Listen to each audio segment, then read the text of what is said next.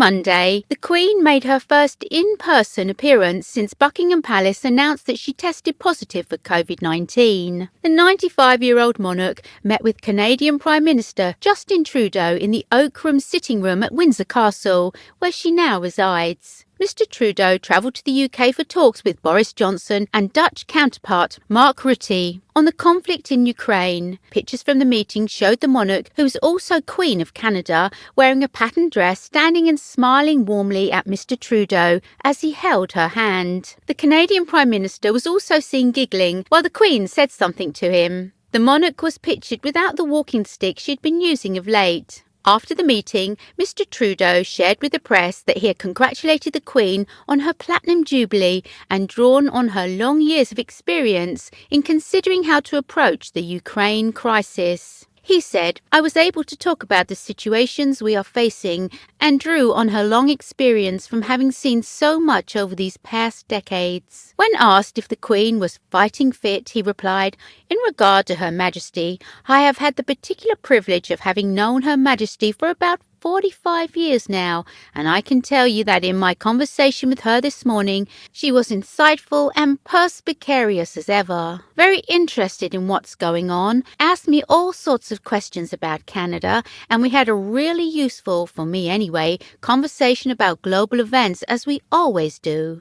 The UK's relationship with Canada is a close one, as the Queen is also Canada's head of state. But the Queen also has a friendly relationship with Mr Trudeau, and she has known him since his childhood. The Queen and Mr Trudeau's past high-profile meetings were at the G7 summit in Cornwall last June, which was attended by several world leaders.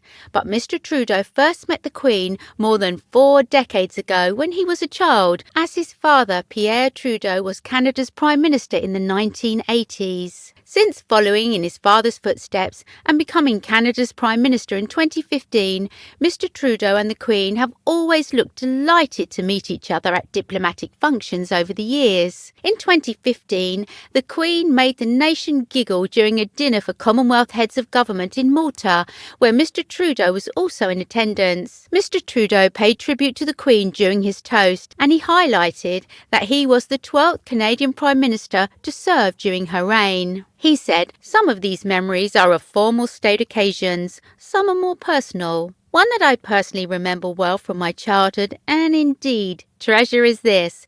It is 1982, Queen Elizabeth signs the Constitution Act, thus empowering Canada's legal foundation, including our Charter of Rights and Freedom. On that cool day in April, seated next to you was my father. Pierre Elliott Trudeau was your 4th Canadian Prime Minister. I am your 12th. The Queen replied during her own toast, "Thank you, Mr Prime Minister of Canada, for making me feel so old." When the joke was shared on the royal family's social channels, Mr Trudeau flattened the Queen by tweeting in response, "On the contrary, you are forever young. I was honoured to toast your lifetime of service tonight." The meeting comes after news the Queen has recovered from coronavirus after testing positive last month. On February the 20th, Buckingham Palace said the 95-year-old was experiencing mild cold-like symptoms, and a number of virtual events were cancelled. Last Tuesday, Prince Charles shared an update on his mother. During a visit to Essex, he said his mother was a lot better now, following her bout of COVID.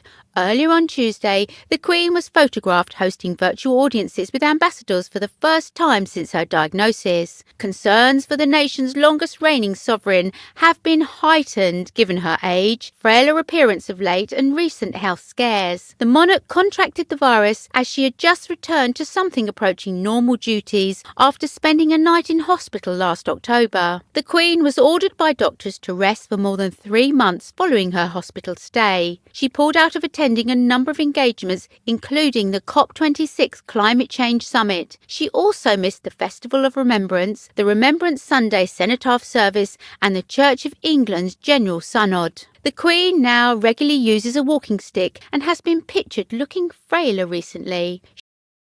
She remarked during a Windsor Castle audience last month, "Well, as you can see, I can't move."